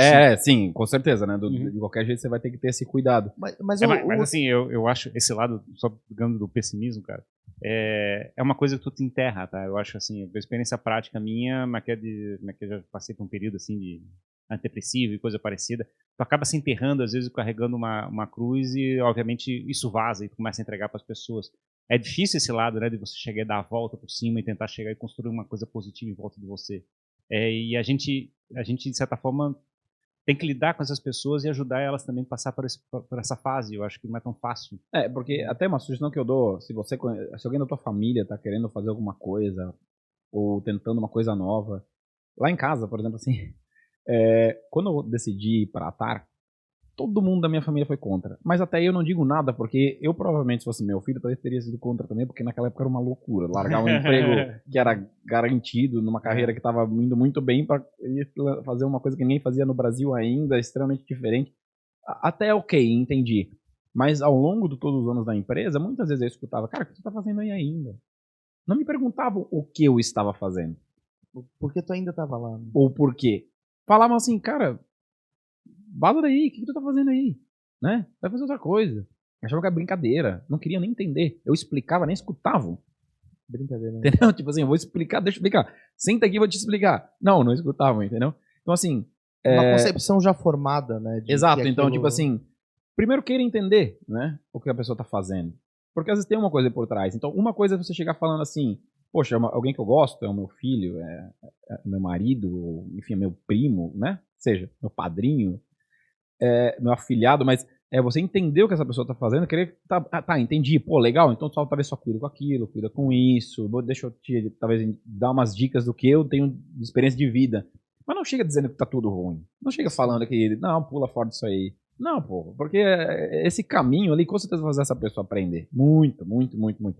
Então não chega jogando balde de água fria, né? Entenda primeiro, saiba o que está acontecendo. Eu tô entendendo agora o que tá falando, não é só aquela questão de chegar e é o cara que tá com a energia negativa perto de ti, é aquele cara que tá realmente querendo te derrubar, dizendo que você tá errado. Exato. Te desencoraja, né? Exato. Te desencoraja. E tá cheio disso, de sabotador, assim, sabe? De gente que, tipo assim, às vezes não tá satisfeita com a própria vida e acaba, tipo assim, vendo que alguém tá fazendo uma coisa legal e chega simplesmente jogando balde de água fria. Nesse lado familiar, cara, um dos maiores desafios, pra mim, por exemplo, tu falou da família ser contra e tal, mas minha família, nesse sentido, sempre apoiou o empreendedorismo, me deu força nesse sentido, mas tem certas pessoas familiares que querem que você concretize o sonho delas, né? E isso eu acho que é um negócio muito difícil, assim, o cara te dizer não, porque tu tem que pegar e fazer tal coisa e ter tal emprego e estar em tal lugar. Porque aí tu vai ser feliz. Ou não, agora tu tem que ter um filho. Cara, peraí, é a minha vida. Eu não quero trabalhar nisso, eu não quero ter filho, eu quero, enfim. E as pessoas, elas tentam viabilizar o sonho delas em outras, né? Ou aquilo que elas têm como ideal pra elas, ou que elas não conseguiram fazer. É muito difícil lidar com isso, cara. Cara, e quando você pega essa perspectiva e você leva pro interior, parece besta, tá? Eu imagino que deve ser bem mais... Mas é mais forte, né? Então eu vou dar um exemplo assim, eu fui trabalhar com tecnologia, o meu irmão tá num trabalho para se tornar ator, por exemplo. Sim. Né? Numa missão para se tornar ator. Ou trabalhar com essa parte de arte. Tá. Então pensa como as pessoas receberam isso. Sim, entendeu? São espectros completamente diferentes da realidade deles. Isso aí não acontece lá em Timbó. Sim. Ninguém vive de arte lá em Timbó. Tá faltando enxada, Pouquíssima gente vive de tecnologia Legal, lá. Mas, tipo assim, de arrumar impressora, O pessoal, ou sei lá, coisa... o pessoal vai falar assim, ó, tá faltando enxada pra esse pessoal, né? Tipo, Entendeu? É. Sabe? Dá Então, uma pia de loção pra lavar. então, quando você leva para o interior, é muito mais complicado. E assim, ó, aqui eu não tô falando mal, porque São realidades diferentes. São realidades diferentes. E eu entendo. E muitas vezes a tua família tá querendo, cara. O que É o melhor pra que eles ti. podem dar, né? Ele às vezes ele não sabe falar da melhor forma, mas ele tá querendo o que é melhor pra ti. Então, assim, não tô dizendo que não, né? Que Não, não, tá é, claro, tá que claro. não é isso, né? Mas então existe bastante dificuldade. É difícil você tomar essas decisões. É difícil você pegar aí contra. Essa é só a primeira onda, né? Porque a primeira onda é a de casa. Porque depois que você tomou a decisão de vou fazer isso, quer saber? Não interessa, vou baixar a cabeça e fazer isso. Aí vem as ondas de fora. Exato. E aí, quando tu leva uma frustração de fora, que daí tu vai chorar no banho, né? Porque tu se frustrou fora, tu, por momentos, pensa, realmente eu deveria ter feito aquilo que me falaram pra fazer. Cara. E aí tu tem que administrar isso dentro de ti. Aí, nessa hora, é por isso que eu digo da importância do sócio, né? Porque o bom, no nosso caso, era que nós dois, tanto eu quanto o meu sócio, a gente tinha essa, entre aspas, dificuldade porque nossa família não conhecia muito desse tipo de mercado, não conhecia o que a gente estava fazendo direito. Então eles tinham aquele receio, né? Poxa, né? Não tá na hora de fazer outra coisa e tudo mais. Só que nós dois sabíamos o que a gente estava passando. Então ter alguém para conversar nessa hora é muito importante. Então, ou a tua parceira, ou teu parceiro saber disso, você Alguém conseguir tá no conversar. mesmo ambiente. Mas tu tem que ter alguém pra te ancorar. Não pode ser todo mundo, sabe? Sim. Porque eu vou dar um exemplo que você falou. Aí eu vou trazer pra gente de casa, daí a pessoa de casa vai falar, viu, eu te falei de mim. Pô, cara, te falei, pula fora. Aí não, pô, porque você já tá mal. Sim, aí É tu se óbvio mata, que tu vai ser pior ainda, entendeu? Uhum. Então nessa hora é importante ter alguém suporte que te entenda o que você tá falando e queira entender, queira perguntar, queira saber. É um desafio, né? O pessoal fala isso da solidão do poder, né? Você tem que, digamos, você não pode compartilhar as tuas inseguranças para alguém que está prestando serviço para você, né? Você tem que chegar e ficar guardando aquilo para você e tentar achar pares para poder chegar e fazer essa troca de informação. É uma jornada solitária. Empreender, muitas vezes, assim, a gente estava em momentos completamente difíceis e daí você tinha que chegar na empresa e ficar com uma cara boa porque você não quer que as pessoas saibam do problema. Né? Quando a gente estava vendendo, por exemplo, a empresa, foram 6 meses, a gente não pôde falar para ninguém dos nossos funcionários. Ia ter que fazer reunião em outro lugar. Ia ter que, exatamente, sair correndo para outra reunião. Tinha reunião importante marcada de time que não podia participar, não precisa nem explicar o porquê. Então, e aqui eu tô falando de uma coisa que teoricamente era boa, né? Uhum. Mas muitos momentos difíceis, onde tipo assim, a gente via que não tava nem um pouco legal, a gente tinha que entrar na reunião com o time, respirar fundo, dar aquele discurso motivante ainda pra galera. Poxa, muitas vezes, horas e horas e horas, sentado em casa, tu e teu sócio, sozinho, num canto, fazendo algo que não é nada glamuroso, né? Nada bonito. A jornada é isso aí mesmo, cara. É legal, assim, passar essas experiências pra quem tá acompanhando, porque é a realidade, né? Por isso também tem aquele outro lado de dedique-se a algo que você acredite realmente, né? Que você goste, porque isso vai ser fundamental pra te também ter força pra superar essa barra, né? Sim. Tem que ter um motivo forte. E eu acho que a pessoa tem que gostar dessa jornada, né? Não é só pensar lá no final, o que vai acontecer no final. Poxa, eu quero pensar em, sei lá, ser o melhor, a melhor tecnologia do Brasil nessa área, ou ser o cara maior do Brasil nessa área. Se a pessoa vai ser feliz com isso acontecer, cara, tem uma jornada longa até lá. Para qualquer empresa, seja um comércio de rua, ou o que for, a jornada leva tempo. Então, se pode não acontecer, né? E pode não acontecer. Se tu não gostar do dia a dia, se você não se sentir feliz todo dia, indo lá, trabalhar fazendo aquilo, poxa, né? Arrependeu de alguma coisa do processo, do caminho que teve, não? Eu não me arrependi de nada, cara, né? Assim, eu acho que teve coisas que a gente podia... de novo. Eu acho que a gente poderia ter feito coisas diferentes, né? Eu acho que a gente poderia ter ido pro B2B mais rápido. É que assim, é fácil falar agora, né? Eu ia fazer um comentário sobre esse lado. É muito fácil falar agora. Mas é engraçado, eu tenho uma percepção que, não sei se a tua experiência é a mesma que a tua, mas muitas vezes o universo te diz a direção muito antes do que você toma a decisão. Sempre diz. Você chega e diz assim, eu sabia, mas por que eu odiei essa decisão? Sempre. E essa é outra dica até que eu anotei aqui para passar para empreendedor, que é o que a gente falou lá no começo, né? Bota esse produto na mão. Se tu tá pensando numa ideia, porque assim, a ideia não vale nada. Sim. Pensou numa ideia nova, não vale nada. Ótimo, o que vale é botar para rodar, botar na mão de alguém para ela usar e tudo mais.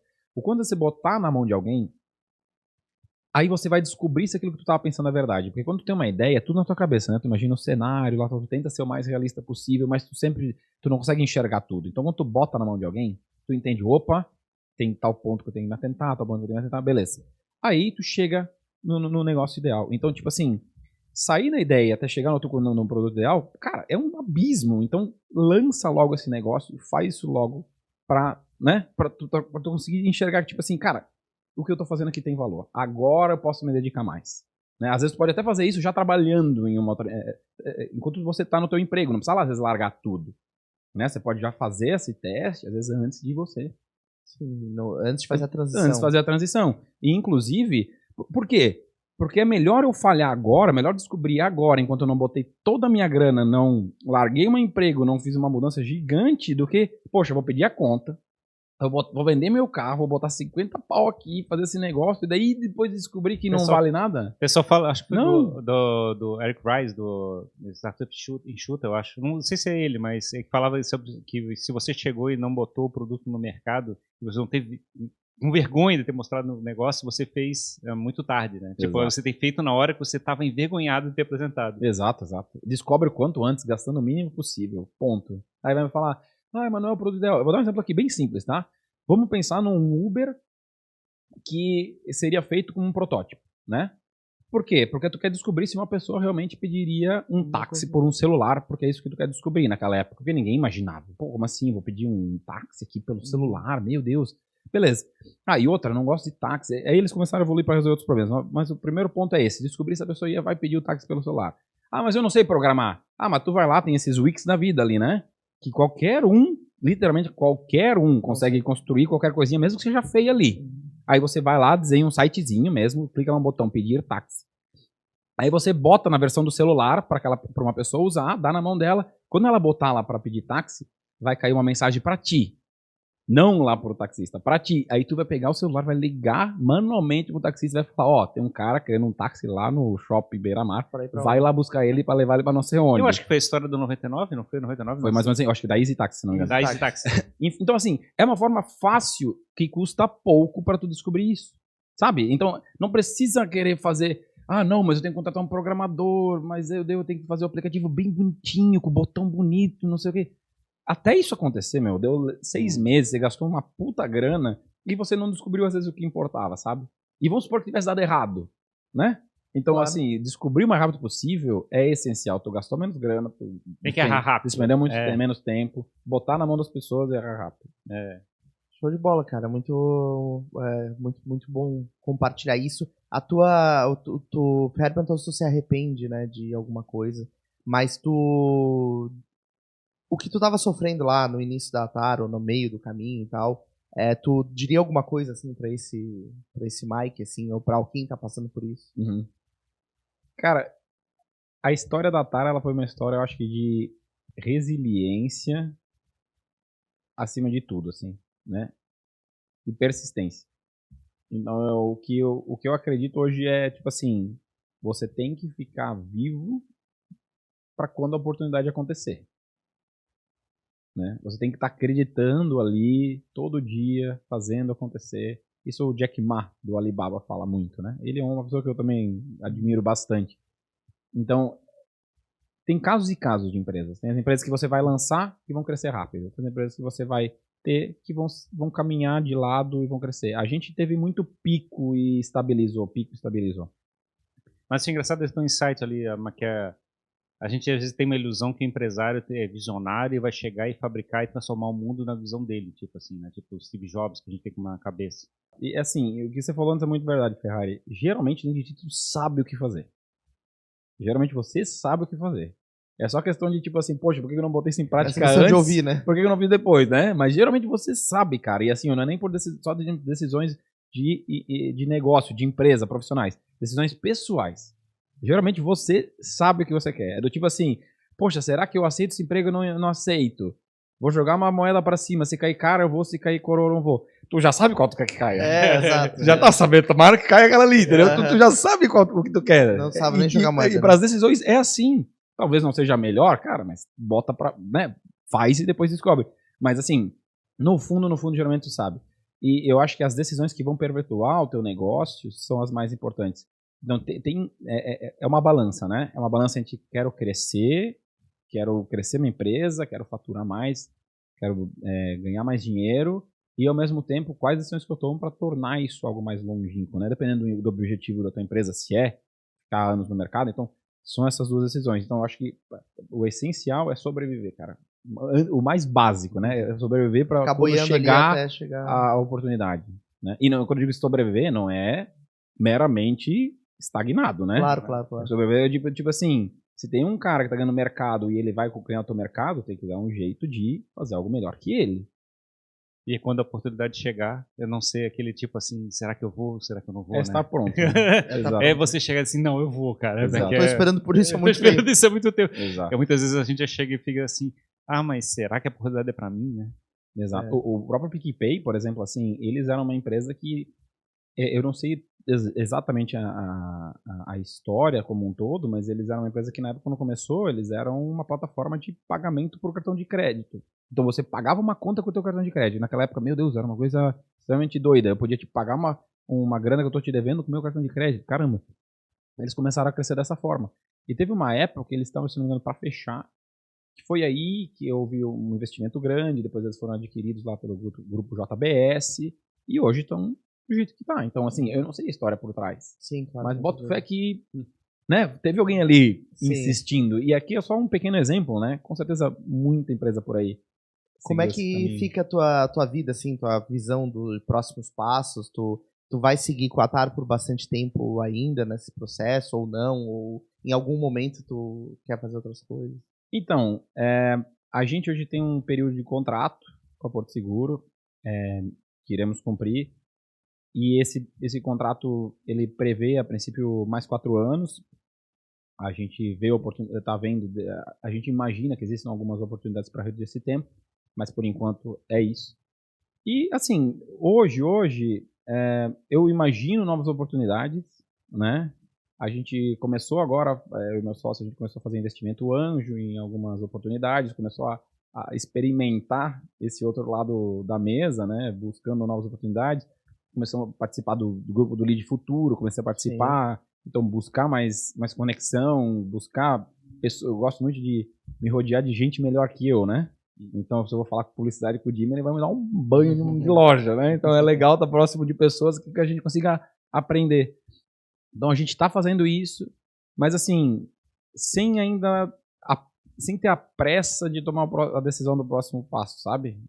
Aos pouquinos, assim, para não dar uma ansiedade ainda. Tem um tempo ainda. Deixando rolar. A gente tem vontade de empreender, mas tem vontade de ser de caminhar para um caminho advisor. Existem N oportunidades, mas por enquanto a gente está mais... É uma outra experiência, né? Você agora, teoricamente, está um pouquinho mais capitalizado, né? Não é aquele momento inicial que estava fabricando a empresa do zero.